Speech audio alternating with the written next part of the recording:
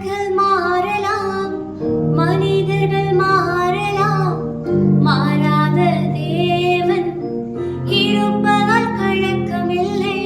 காலங்கள் மாறலாம், மனிதர்கள் மாறலாம், மாறாத தேவன் இருப்பதால் கலக்கமில்லை. என்னோடு நீ சொன்ன வார்த்தை எனக்காக நிறைவேற்றுவே. என்னோடு நீ சொன்ன வார்த்தை மாறாமல் நிறைவேற்றுவே.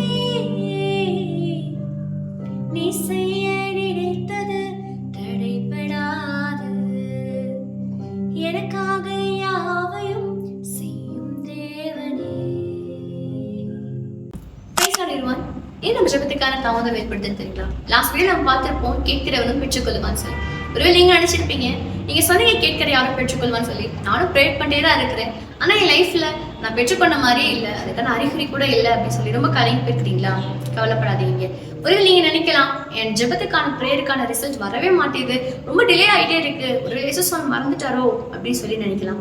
உங்களுக்கு ப்ரேயருக்கான டிலே ஆச்சுன்னா அதுக்கு ஆண்டவர் மறந்துட்டாரு, இல்லை பதில் கொடுக்க மாட்டாருன்னு சொல்லிலாம் அர்த்தம் இல்லைங்க. உங்களுக்கான ஆசீர்வாதத்தை ரொம்ப பெருசா ரொம்ப அழகா அவர் ரெடி பண்ணிட்டு இருக்கிறாருன்னு அர்த்தம்.